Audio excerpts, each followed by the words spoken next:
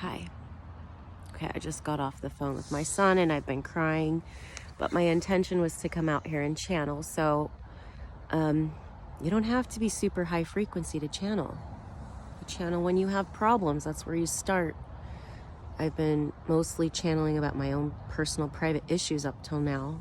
I do ask about general worldly themes from time to time, but anyway, I've decided I don't want to talk very much on these videos because it's cringy to listen to.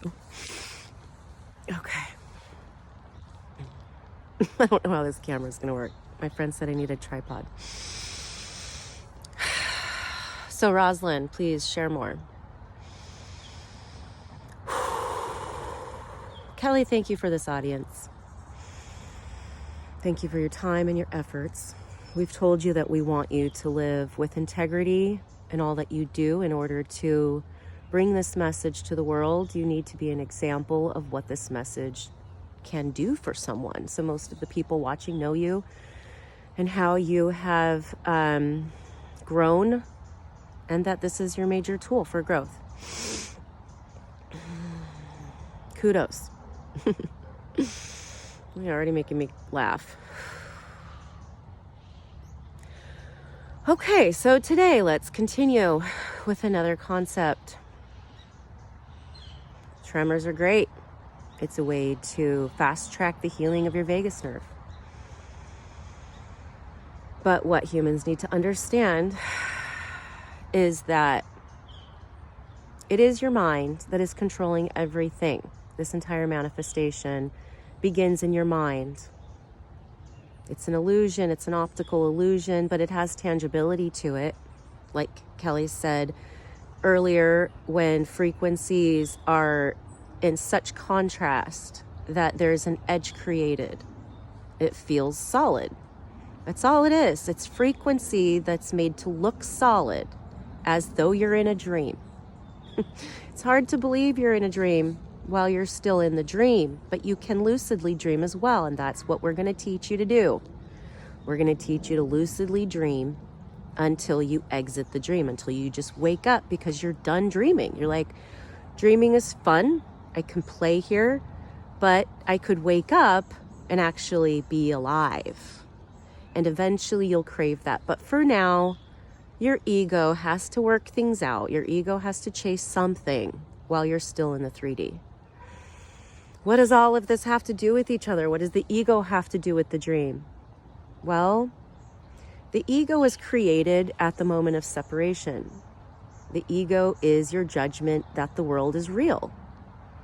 Your ego took on a chunk of the karma that was created when separation was a preference, an initial preference to being unified. It manifested karma from the guilt and shame that came up within the extension of God that chose to be separate.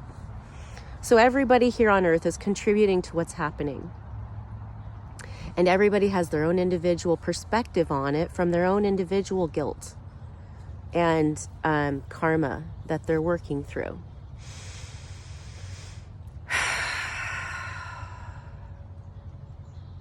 So, how do you manage your ego? Well, your ego's too smart for you. We'll tell you that straight up. You're not going to be able to fight it. You're not going to be able to overcome it by will. You have to accept it. You have to accept that your ego is not good or bad. It's just your personality that's been shaped by different contrasting viewpoints that you are figuring your preferences around. A lot of your preferences are actually not yours. They're programmed by the culture that you were born into, that you were shaped by. However, you can change that. You first need to be told that you can change that. And then you got to figure out how to be patient and go slowly and allow your ego to have some of its own decision-making influence.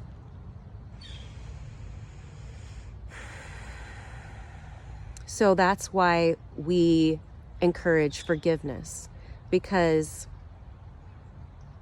it's not going to, the solution is not going to be black and white, all or nothing. It's beginning with where you are, beginning with the major themes. The themes that are biggest for you right now are the ones that weigh heaviest on your heart.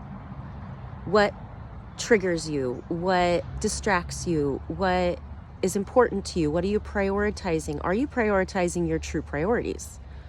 Okay, look at it. Listen to your feelings. Your feelings are your language phone to us. Your feelings, who are we? Well, your feelings are